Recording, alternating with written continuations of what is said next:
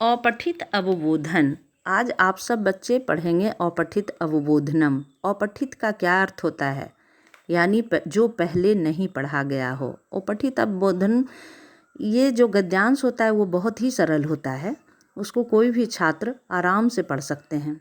ये किसी घटना, कहानी, यात्रा वृत्तांत या जीवनी का इसमें वर्णन किया जाता है, तो कोई भी छात्र उसे अच्छी तरह से पढ़ सकते हैं।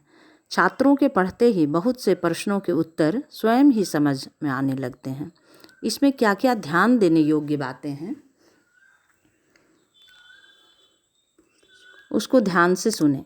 सबसे पहले गद्यांश को ध्यानपूर्वक 2-3 बार पढ़ें ताकि समझ में आ जाए कि उसमें क्या क्या बताया गया है। उसके साथ ही संबंधित प्रश्नों के उत्तर गद्यांश से लें। इस बात का भी ध्यान रखें कि प्रश्न का उत्तर गद्यांश से ही हो। ठीक है।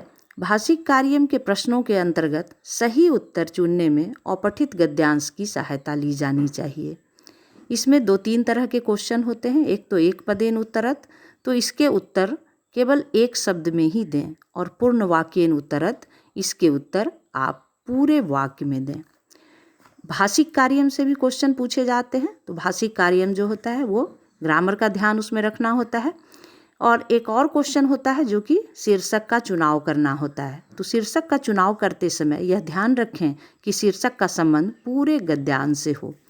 अब मैं आप सब बच्चों को एक अपठित अवबोधन पढ़कर सुनाती हूँ। इसमें से कुछ क्वेश्चन भी आप सुनेंगे कि जैसे अस्माकं देशस्य नाम भारतः अस्ति, अयं विश्वस्य प्राचीनतमः देशमस्ति, अयम् आर्याणां देशो अस्ति, अयं ज्ञानस्य धर्मस्य आदि जन्मभूमि अस्ति।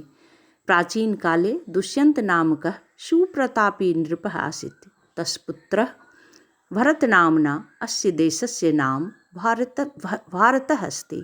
श्री नरेंद्र दास मोदी अस्य देशस्य वर्तमान प्रधानमंत्री अस्ति। अब आप सब बच्चे इसको पढ़कर समझ गए होंगे कि इस गद्यांश में क्या क्या कहा गया है। अब इसमें से क्वेश्चन पूछा जाएगा एक पदेन उत्तरत कि अस्माकं देशस्य नाम कः अस्ति, तो हमारे देश का नाम क्या है, तो भारतः। सुप्रतापी नृपः कः आसीत्, तो दुष्यन्तः।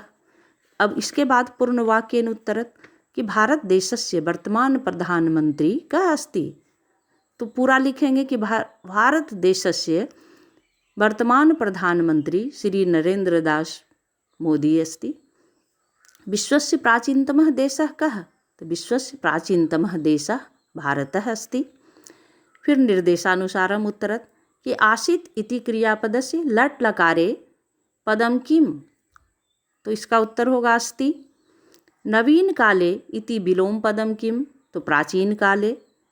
गद्यांशे नृपः इति पदस्य विशेषण पदम किम, तो सुप्रतापी इसका उत्तर होगा। इसके साथ ही अयम केषां देशः अस्ति, तो आर्यानाम। इसके बाद एक और क्वेश्चन होगा जो कि इसका उपयुक्त शीर्षक चुनना है, तो हम इसके लिए उपयुक्त शीर्षक चुन सकते हैं। अलग अलग बच्चे का अलग अलग प्रकार से भी उत्तर हो सकता है। तो भारतः हो सकता है, अस्माकं देशस्य नाम भारतः। ठीक है, धन्यवाद।